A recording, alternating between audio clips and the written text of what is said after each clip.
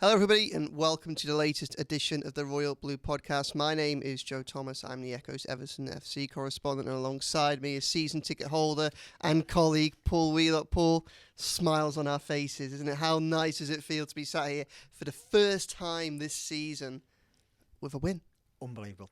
What a difference a week makes. I had the pleasure of coming on to last week's podcast, wasn't it? At the start of the week after Arsenal, and I think it was fair to say we were all feeling a bit downbeat, not by the nature of the defeat, the defeat itself, because Arsenal is such a good team, but I think we were saying that it was the nature, wasn't it? It felt like we went down without a fight, which was completely the opposite of Brentford on Saturday. You had the pleasure, obviously, of being there, but watching it back from home, it looked a fantastic afternoon and evening.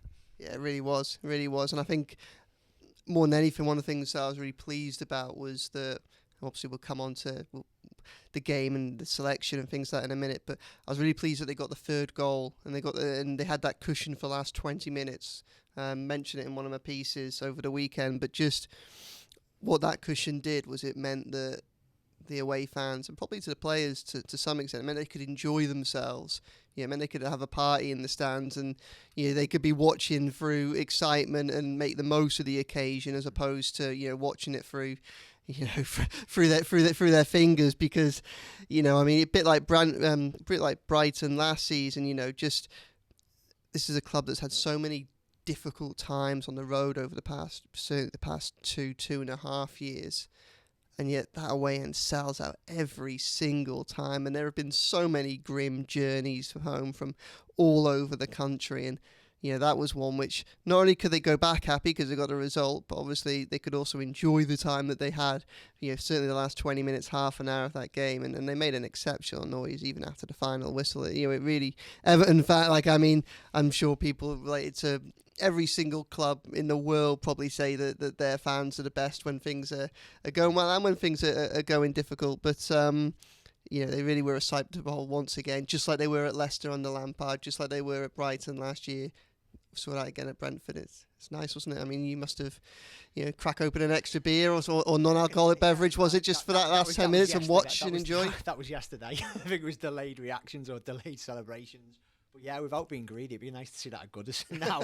I cannot remember the last time at Goodison where you've not been biting your nails for the last 20 minutes, because I think under Dyche, there's only ever been 1 goal victories at Goodison. I suppose the only time you'd say would be Crystal Palace, wouldn't it? The 3-0 win. That was, a year ago, and just think how much difference a year makes. Like, I remember coming away from that game and thinking everything's clicked. All of a sudden, we've got overlapping fullbacks, Dominic Calvert-Lewin scoring from open play.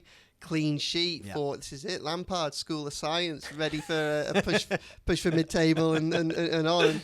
Well, the bags under my eyes, I think, tell a story of what has actually happened in the 12 months since then. Definitely, a lot has gone on, a lot has changed since then. But I think you're absolutely spot on. Like, I was working from home on Saturday night, but working for the Echo, and it was just a pleasure to see the reactions coming in online. I'm a 10-year-old son downstairs watching it, slightly ahead of where I was watching upstairs, but it was good in a way because you knew when the goals were coming in.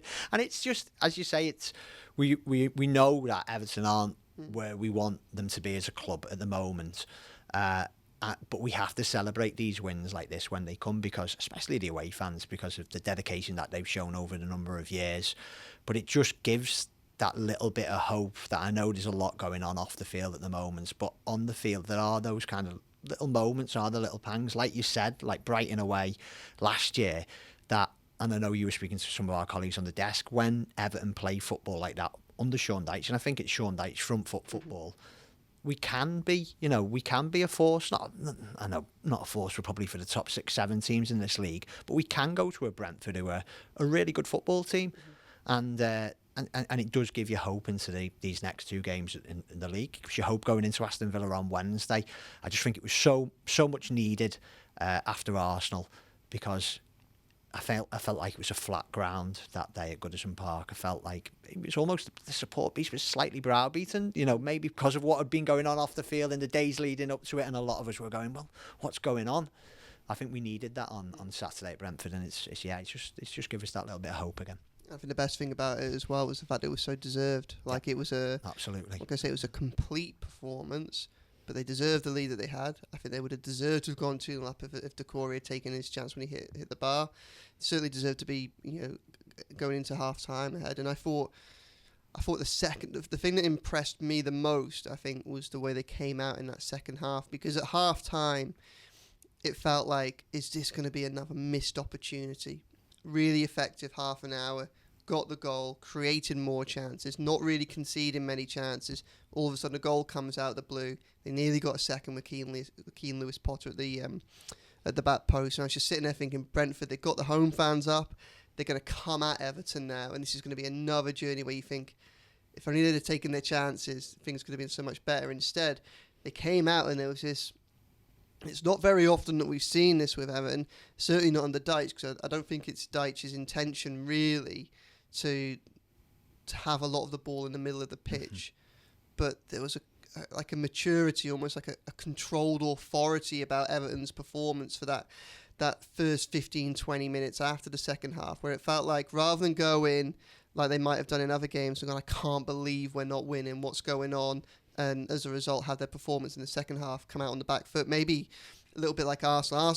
Everton did to Arsenal what Arsenal did to... Yeah. Everton did to Brentford what Arsenal did to Everton in the beginning of that second half the week before, I think, where they came out and it was like, you know what, we haven't got the lead, but we are the better side here. There is a win here for the taking, and we'll be methodical about it, and we'll take our time, and it'll come, and it came. Yeah, absolutely. You know, and what I found quite interesting was Dyche's comments after the game, and almost leading up to the game. It felt like there was a recognition that Arsenal wasn't good enough.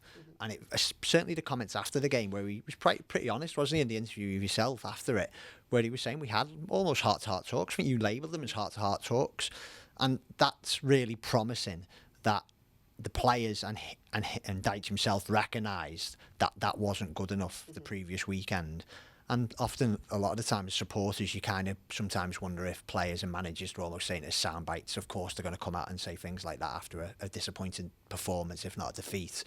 But on Saturday, they really, whatever they were working on in the week, it was clear, it translated onto the pitch.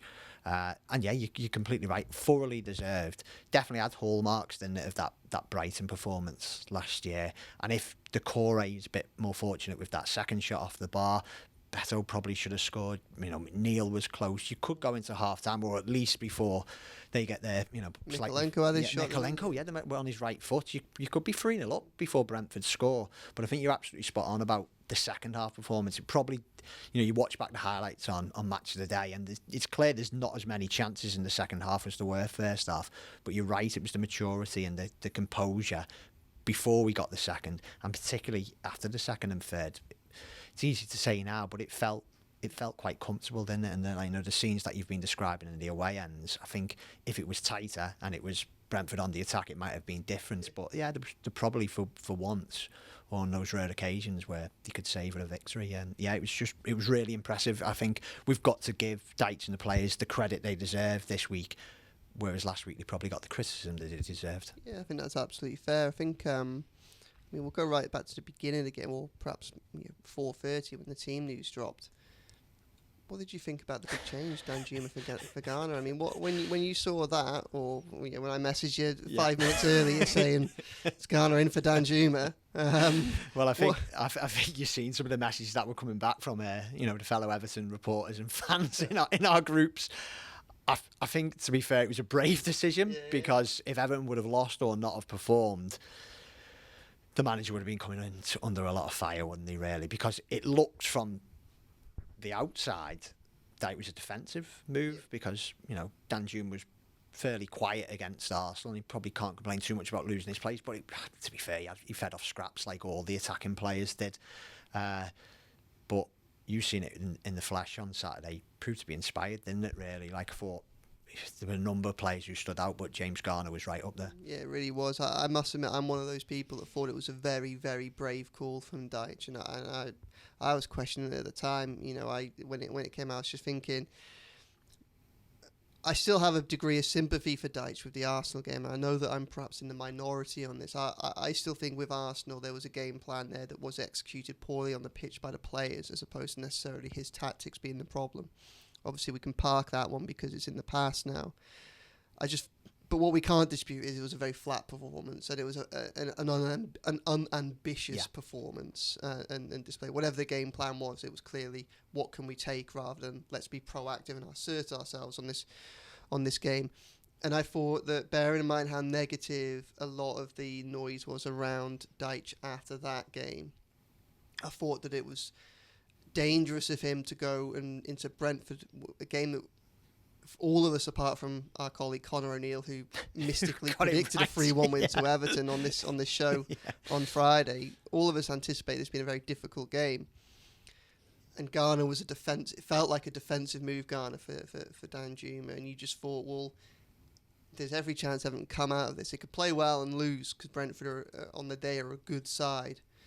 And if they were to do that, go somewhere like Brentford, be defensive and lose, and you have those back-to-back results and the pressure heaping up in 6 games without a win, then I thought Dyche was inviting a hell of a lot of pressure on himself. And I think we have to give him credit because ultimately it turned out to be an inspired move. Garner was absolutely superb. I think most people probably thought now was Garner's opportunity to have a start in a position that he might favour himself. He wants to be a centre midfielder, of course. Personally, I would have put him in centre midfield as much as anything, just to freshen up that midfield three and just to go, you know what, you might be the favoured three, but there is still a little bit of competition here.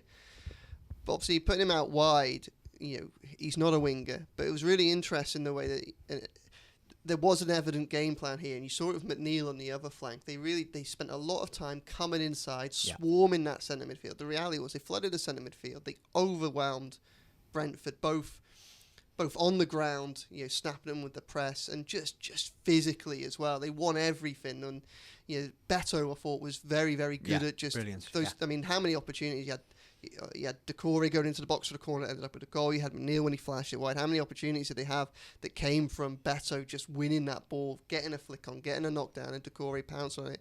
But those tactics with Garner and McNeil almost playing inverted really worked. They were really impressive. One of the things that I liked, and I don't think has been spoken much since that game, was, and I was in the middle of tweeting this and then Brentford scored, and I was like, the moment is gone. We've seen such little of Mykolenko as an attacking force during his time at Everton so far. And I think there are a lot of reasons for that, part of them being I don't think Mykolenko is particularly comfortable going forward. But I was really encouraged by, in the space that Garner vacated as he came inside for much of this game, and obviously it showed when he had that chance on his weaker foot in the first half, Mykolenko seemed to be encouraged to go forward, to overlap, to provide that width in case that extra man that Everton needed and which caused Brentford so many problems. I mean, what were your thoughts on just those tactics as a whole? Like, as you say, it was brave because no one saw it coming at the start.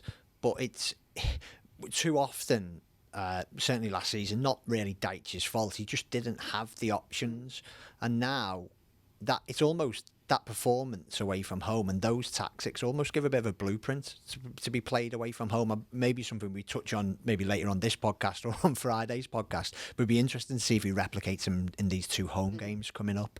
But to me, I think you go to Mykolenko, I think it was one of his best attacking performances since he's came to Everton. I've not got that many concerns about him defensively. No. And I thought against... He's Saka's kryptonite, isn't he? Yeah, I thought he was excellent. I thought Saka played it ever so well last Sunday. Was it Saturday or Sunday? Sunday. And even though he didn't create a great deal in the game, and I was involved with a goal, he was decisive in that respect. But I thought Mykolenko he is a really solid left back. But we shouldn't forget that he's young as well, isn't he? What is he, 22, 23? So he's got plenty of time to develop as a player, and that is the area he has to improve in. And as you say, it's a bit harder if you've got a Danjuma who I don't think he's got that ability. He's more of a 3 for me. He could probably play wide in a 4 or a 5, but I still think he might be better if you had 2 players off a striker. I'm still not convinced if he's an out-and-out winger, but what I've seen from him already is a goal threat, so it's much needed in the squad. But I do think we were worried, weren't we, in the summer when obviously Iwobi went and then Gray. Again, I think it was said on this podcast between you guys, I think it was the right deal for the club, but at the same time it left it left us a bit short in wide areas. But with Harrison coming back, we worked on Friday night here, and we've seen Harrison's performance against Norwich. I know it's against an under 21s team, but I thought it was pretty encouraging. And I think he could probably play that inverted position too. But Garner, it's a really interesting one where he's going to play him going forward, because I think you're absolutely spot on. I think if he would have started in centre midfield on Saturday, it would have been a bit of a wake-up call for the midfielders, just to let them know that their position isn't secure. But on the other hand, I know you've said it quite a lot on this podcast, I think Onana is quietly having quite an impressive season. Yeah, I think so. I think Decore has probably been Everton's key man under Sean Dyche and biggest goal threat. And Idrissa Gueye, it was interesting watching social media on Saturday, just the varying opinions about him. I think he's absolutely crucial to Everton, and I think sometimes his shooting is appalling, but it's always been appalling, and I don't think that's going to change now. And I think sometimes he gives the ball away in bad areas, which is not good. But I think that gets highlighted more than the lot of good that he does for this Everton team. So at the same time, I think Garner could get a go in the middle. I still think those three in the middle have done enough under Dyche, and certainly are doing enough under Dyche presently to keep their place. Yeah, I think so. I think Onana is somebody that is really. I think he suffered by the poor finishing that characterised the beginning of Everton's season. Onana could very easily have come. He created 2 1-on-1s in the first half against Fulham, Mope and Decore. Both of those could have gone, and he's walking off the pitch with 2 assists. All of a sudden, he's a creator in chief from deep. Instead, that doesn't happen. Yeah. I liked him at Sheffield United. I thought he tried to seize the initiative a little bit in that game as well. He wanted the ball. He didn't go into hiding, albeit a few question marks around him for one of the goals. But I don't think he is a 6. No. I know there's a desire for Everton to have a 6, and I don't think either him or Gueye are a 6. Gueye's an interesting one, isn't he? Because I think he's so effective at disrupting the opposition. He's very good at nicking the ball, yeah. and I think the problem that Gueye has is he doesn't make many mistakes, but it's just partly because the players around him, part of the position that he's often picking the ball, and so many of them are high profile mistakes. Yeah. The most obvious one when I think of Gueye, I think of. It was like the Brighton goal last January when he basically played in Pascal Gross during that absolutely atrocious game. He did the same in another game a couple of weeks after and didn't get punished. I think it might have been against Southampton. Even on Saturday again at Brentford, he had a good game, and then there was that he gave the ball away right at the end of the first half, just as Everton were under that pressure, and it created the opportunity from which there were claims from Brentford for a penalty. It was Jared Brantwaite on. I'm not sure I think it might have been Johan Visser. It wasn't a penalty, but he gave the ball away in a dangerous position, and it gave Brentford a chance. But I think I saw a stat somewhere saying that he's taken more possession more times than anybody else in the Premier League other than Rodri. Yeah. And there's probably an element of the fact that Everton are a team that like to encourage teams onto them. He is playing in a side where both tactically and ability wise teams do get drawn on, so there is a lot more opportunity for him to do things like that. But you're right, I think he is crucial to that Everton setup, and this is a conversation for probably a couple of months away. It's going to be really interesting to see what Everton do going into next summer when they have to look at the likes of Decore, Idrissa Gueye, whose contracts are up, and try and make a decision on what to do, because obviously they're going to be on big wages, latter stages of their career, and I guess it's probably going to depend on where Everton's finances are and what they're going to have going into that summer as to whether there's obviously an opportunity for, well, not even an opportunity, if there's a necessity for a big rebuild next summer just by virtue of players that are going to go out of contract. We'll go back to Brentford though and just enjoy this a little bit more. Obviously we've spoken about Garner there.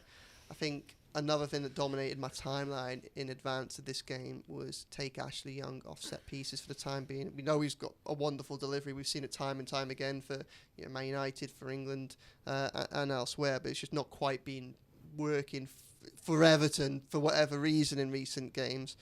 Well, they changed it, didn't they? James Garner, Dwight McNeil. First goal came from Garner out wide in the aftermath of a corner. And then that second goal, the crucial goal, it was like a blueprint of the Arsenal goal in Sean Dyche's first game. I wrote it into my match report. That ex-Burnley double act of McNeil and Tarkowski coming in almost just when Dyche needs them. Once again, they've come in just to kind of give him a little bit of a helping hand at a time when the pressure was just starting to increase. Absolutely, and it goes back to a piece that you wrote, didn't you, after the Arsenal game, where you were asked, was it at the pre-Brentford press conference, and he was asked about set pieces, wasn't he? And I don't know if you noticed the difference, but I think, not that Dyche isn't honest, far from it, but every manager keeps certain things to themselves. But I've just seen in some of his pieces this week and some of the things he said, I've been quite impressed with Dyche, and I'm quite happy as a fan for him to say the set pieces haven't been good enough. But again, it's one thing saying it, it's the next thing taking it out onto the pitch. And it was a relief, Over the years, Ashley Young has been a fantastic set piece taker, but as you rightly said, it's not been working. And managers and coaches have a certain amount of more knowledge than what we do as fans. They see things on the training ground that we don't see, so you have to trust them. But I think there's certain things in games where everyone's seeing the same thing, and I think Arsenal exposed that. How many different kind of set piece variations they changed, the corner and free kick takers. It looked inventive. It looked stale against Arsenal. I think we'd seen that Ashley Young cross into the box on countless occasions this season, and something needed to change. It did on Saturday, and we knew what, as you rightly said, we know what kind of delivery McNeil's got, and Garner's a good crosser from the ball as well, and I think you've seen it for the first goal. He's a good deliverer of the ball into the box, even in open play, if he gets a chance to do that. And there was a narrative building up, wasn't it? You hear it in the crowd, like the groans when another set piece from Younger going to the keeper's hands. There were so many against Arsenal. You certainly saw it online, and I'm glad that the coaching staff have recognised that, because it did need freshening up. And there's no reason why maybe Ashley Young can't take corners and free kicks again this season, but we certainly saw on Saturday the benefit of changing it up, to be honest. Changing it up, and obviously what he did have the option to do on Saturday, and he's very rarely so far. Obviously, it's partly for the decision making that we've already discussed. Is Dominic Calvert-Lewin on the bench, Arnaud Danjuma on the bench. There was actually a degree of attacking depth in there, wasn't there, that he could turn to, and obviously he did so with great effect. And I think we're all delighted for Dominic Calvert-Lewin, aren't we? First a goal from open play since that Crystal Palace game that we started the show by discussing. You could see the joy in his face, couldn't you? And I think we all share in that, don't we? Oh, absolutely. Made up for him. Obviously, just become a new dad as well. I know. After the game, he mentioned the fact that some of his fans booed him at Villa, and I mean, you can no way kind of defend that, because the fella came off with a really bad injury. They may have not, I'm not trying to defend him in any way, they may have not seen it, how bad the injury was. It may have been the frustration of everything that was going on in that game, even though it wasn't as bad as it got after Calvert-Lewin went off, and the build-up of frustration. But I hope Dominic Calvert-Lewin knows how well loved he is by Everton fans.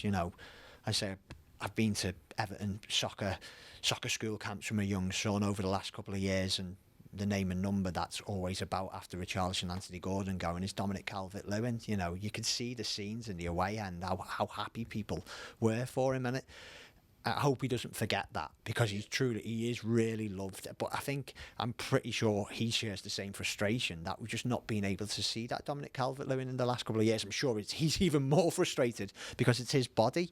But it was a great moment. And I've just been reading a few quotes of his on the website, and what Dyche said after the game, which is on our website today, about how signing Beto, it just takes the pressure off him a little bit, doesn't it? If for the time being we have to bring Dominic on for the last half an hour for the next 4 or 5 games while he gets completely match sharp and he makes sure his body's in the right place where he wants it to be, happy days. Because I think you rightly said earlier in the pod, I thought Beto was excellent on Saturday.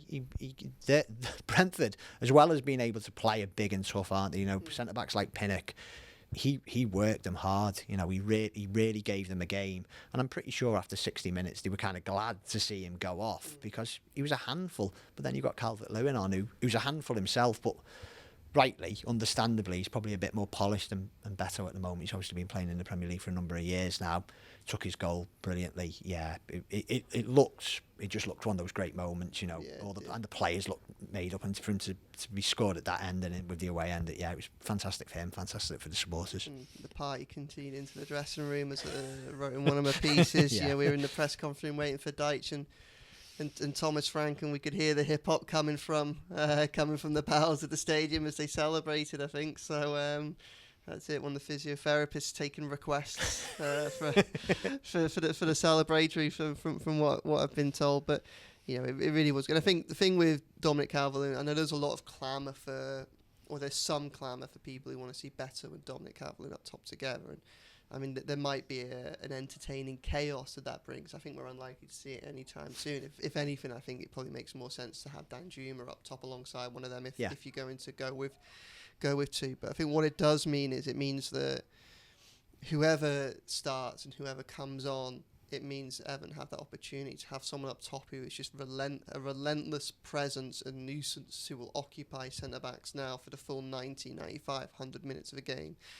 We started this season, and even without Beto, this for so much of last season, it felt like Everton had to deliver. They had to achieve what they could aim. They had to achieve what they wanted to achieve in the first 60, 65 minutes of games to then be able to protect it for the final half an hour because of the lack of squad options that were available. And there are still issues along those lines, but just the fact that you will always be able to have one of Beto or Dominic Calvert-Lewin up top and relatively fresh throughout a game, I mean, that is just absolutely, it's just huge, isn't it? Absolutely. I think probably a game in points was Brentford at home last year, wasn't it? When McNeil scored early doors, wasn't it? First minute goal. First minute, yeah. And to be fair, Brentford were excellent the second half, and it felt like Everton was spent, but they didn't have that option off the bench to change it. And it's a game changer having Dominic Calvert-Lewin fit, because he's excellent when he's fit. But I think it's not even just having another forward there. It's as you paid mention to there. Beto is what looks to be Everton's centre forward, and I don't kind of throw that around loosely. But Everton's identity over a number of years is having a big bustling number 9, and I'm glad that Kevin Felwell and the recruitment staff have recognised that, not just as a light for light replacement for Calvert-Lewin, but for someone who Everton fans will identify with. And I think if Beto goes a few more games without getting his first Premier League goal for the club, I don't think fans will be too fussed, because they can see his performances that he's putting in. It's going to come. If you keep on playing like that, that goal will come. It's so good to have options off the bench when for so long there wasn't any. That's it. And I think one of the key things with the way in which that Dyche setup is, as daft as it sounds, being the target man up top is not all about it. It's not simply about scoring goals. It's almost your role is almost more important to being an enabler for your McNeil, your Garner, your Danjuma, your Doucouré to come off him, doesn't it?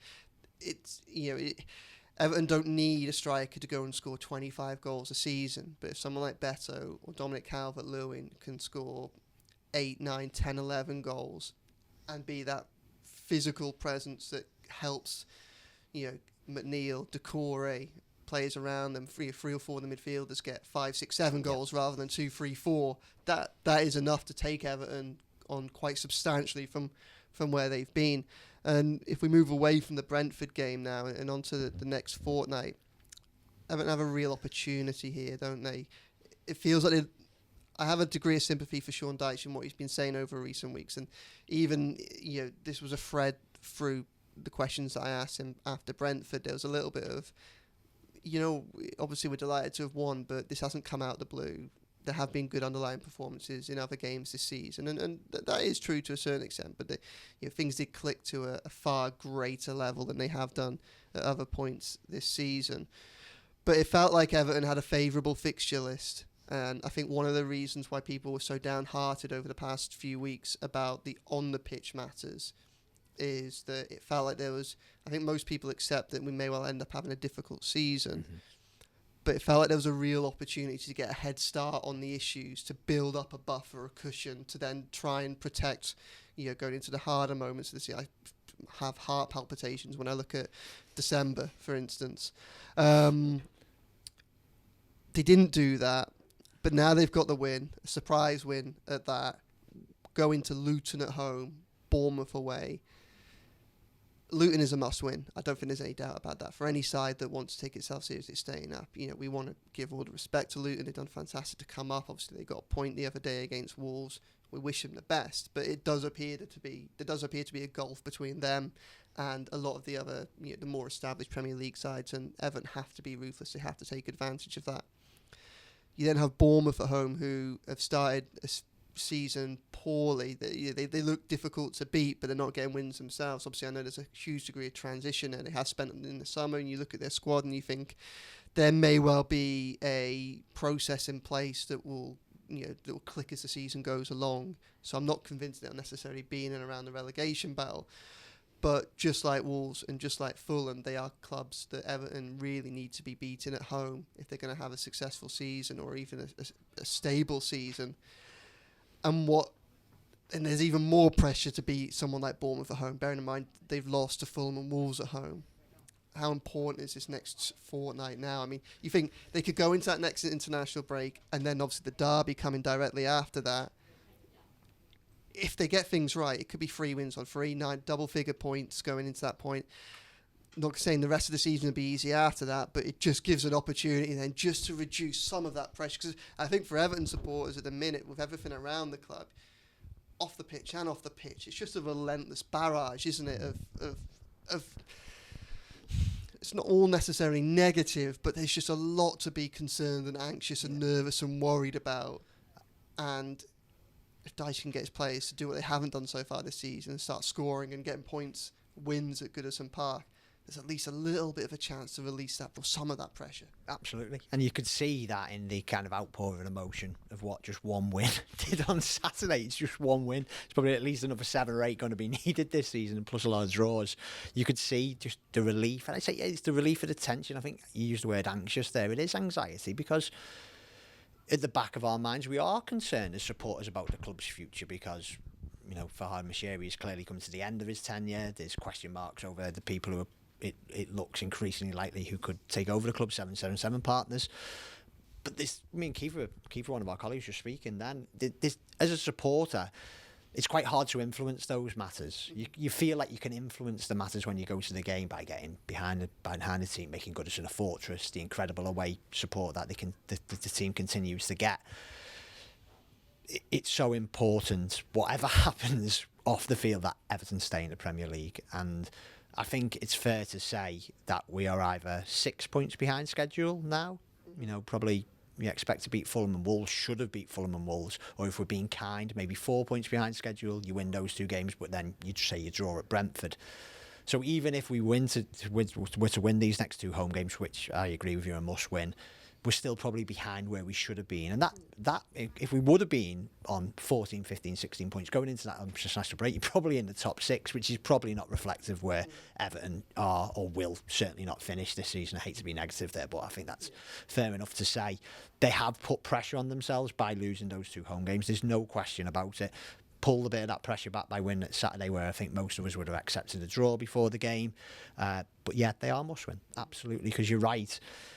That fixture list is daunting. Even the 3 games after the international break, Liverpool away, don't really need to talk about our record there. West Ham away, I watched West Ham against Liverpool yesterday and I thought West Ham were excellent. It's going to be a really difficult game. And then Brighton at home, they're in itself, they are 3 really hard games, and then that's taking us into November, and as you say, you don't really want to look too much at that December fixture schedule. But it's not saying that we need to win these because we're going to lose all those. On the flip side, if we can win these next 2 home games, you can go into the derby, you can go into West Ham, you can go into Brighton with a bit of confidence, and I think that's going to be massive because we're going to have confidence. We're going to have to get points out of some of those tough games coming up. It's not just that as well. I think it's also the fact that if Everton can kind of get ahead or catch up with their situation, what they do then is for a couple of weeks they at least diverge the pressure elsewhere, don't they? I think. Sheffield United, obviously, no one really likes to see someone get a pummeling like they did at Newcastle, against Newcastle on Sunday. But Sheffield United and Luton, it doesn't feel too churlish to say that they look like they're going to struggle this season. The league is definitely weaker this season, I think. I think if we had the same 20 as we did last season, when I think there's an argument to say that in fact that actually Leeds, Leicester and Southampton all had squads that were at the very least a parallel of Everton's, and in some cases better. So certainly most of them had more match winners than Everton did. I think Everton might struggle, and there's I mentioned it again despite saying that this is a conversation for another time, but next summer really will be a fascinating place because obviously there are so many players out of contract. It's going to be interesting to see what Everton can do, and so crucial to that I think is being able to give what Kevin Fowler what he hasn't had yet, and that's a head start on planning by being safe at an earlier period, because if the clubs that come back up are stacked, it looks like Leicester are going to be strong. If you end up with something like a Leicester, Leeds, Southampton coming straight back up with the squads that they've got, albeit they've lost some players, it could be Everton can't afford any complacency next summer when they're trying to rebuild if they stayed up. But again, conversation for another day. But in the meantime, what we are seeing is, Luton aren't picking up many points. Sheffield United aren't picking up many points. Burnley, looks like they ran Man United close the other day, but obviously useful for them not to get any points. And Wolves as well, failing to beat Luton, which, as we've already discussed, is a game which, if you're kind of going to be in that bottom 5, 6, or you think you might be in and around that that area of the table, it's a game you've got to win. And what Everton would do is if they picked up 6 points in the next 2, they'd be miles ahead of Luton. Yeah. They'd probably be 9 points ahead of Luton. They'd at least be 6 points ahead of Luton. They'd be at the very least level on. I think they might be a point ahead of Bournemouth at the moment. So if they beat Bournemouth, they'd be above them as well. So, and Everton are a club that haven't had the spotlight off them on the pitch as well as off the pitch, but on the pitch for a good 18 months now, haven't they? Ever since probably Benitez's departure, it's felt like it's a club that everybody's watching going, what's going on there? This could be chaos. Obviously, they've avoided it twice. But it'd be very nice if Dyche could open up a little bit of breathing space for him, the players and supporters over that international break, where it's just other clubs getting the heat. Wolves, Bournemouth, how much money have you spent while you're in this situation? Wolves, what the hell happened with Lopetegui over the summer? And just have the national circus kind of just focusing their attentions everywhere else. Be really helpful, wouldn't it? Certainly would. Probably, to use one of Sean Dyche's favourite phrases, it'd take the noise away, wouldn't it, really? It's certainly on the field, because I think, given the takeover situation, given the independent hearing, the noise will come back very quickly, won't it? Because straight away after that break, it's Derby and then independent panel, isn't it? For 2 weeks, give us a bit of bliss. Going into Anfield, just give us a bit of bliss. But that they have to, that's his job, and that's the players' job, really. They I'm sure all managers say they can only control the controllables, and that is what they control. They've got 2 games at Goodison against teams who I think they're better than. Certainly in the case of Luton, I still think Bournemouth have got some good players, but I still think we should be beating Bournemouth at home.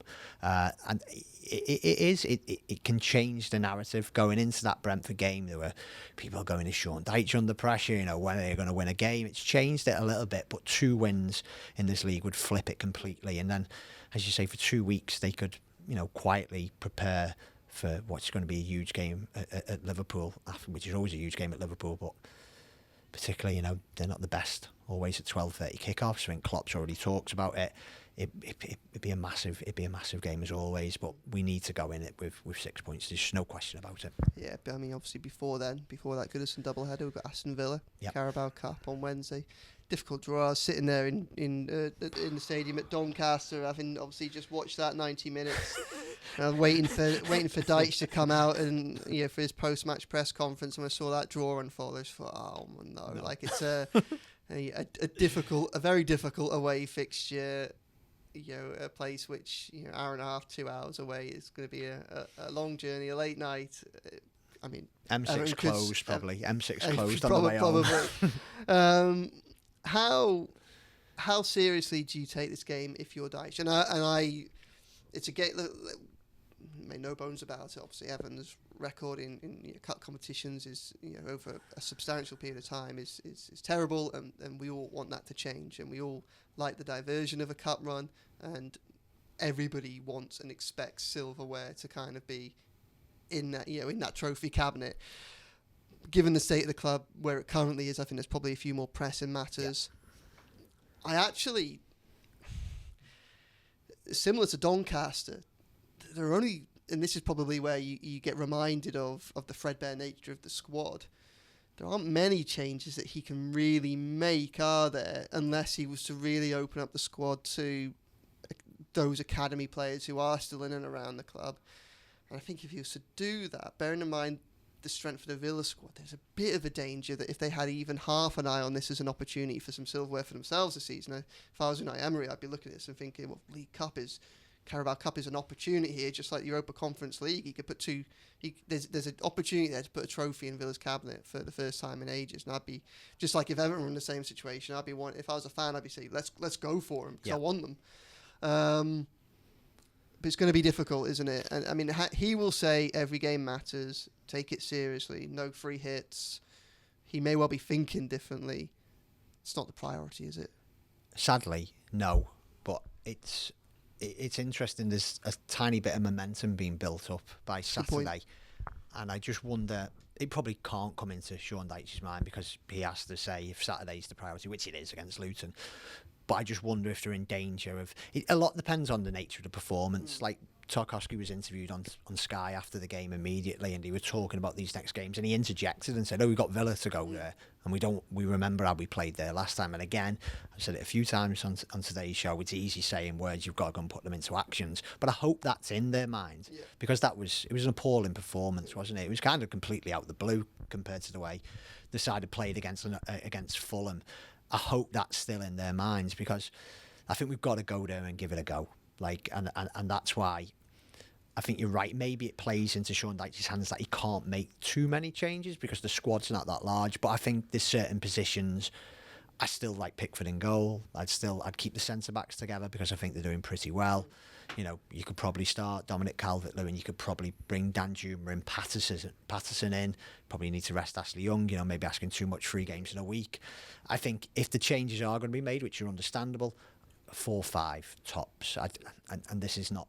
I don't think it's the place to probably start Lewis Dobbin. It's probably not the place to bring Keane and Godfrey in. I think there's got to be some kind of continuation of that performance on Saturday, because we don't want to go there and lose 4-0 again, and then, you know, it changes the narrative again, doesn't it? As you said, like, you know, the kind of negativity will creep back in ahead of a big game, and I know most reasoned people will recognise that it's not the most important game of the week. I just think in terms of perceptions, I think we've got to go there and give it our best shot. I think we can't go down there and lie down and just go, it's not the important competition for us this season, because I don't think the fans deserve that, particularly the ones who were at Villa Park earlier this season.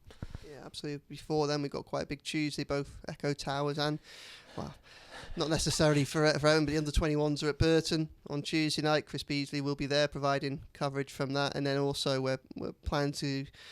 Currently busy at the minute, aren't we? Just putting together quite a lot of stuff in relation to the takeover and the current state of affairs at Everton, which we're anticipating will be in Tuesday's paper. So if you get an opportunity, keep an eye on the website on Tuesday. Keep an eye, buy a paper, and you'll see it all out there in its glory. Everton being taken as seriously as we possibly can in the current situation. It's not easy trying to get answers as to where the club is at the minute. And where matters lie, obviously there are so many different influences and you know, a lot of concern around at the minute, but obviously we share that and we're trying to do everything that we can to responsibly cover it and provide some of the due diligence to, you know, the club as storied as Everton needs and is important to the city region needs, and also to give a platform to the fan groups as well to kind of explain, you know, where they lie in all this. But before then, we'll say our goodbyes now. Thank you very much for joining us. It's been the Royal Blue Podcast. Enjoy Everton, win while you can. Thank you.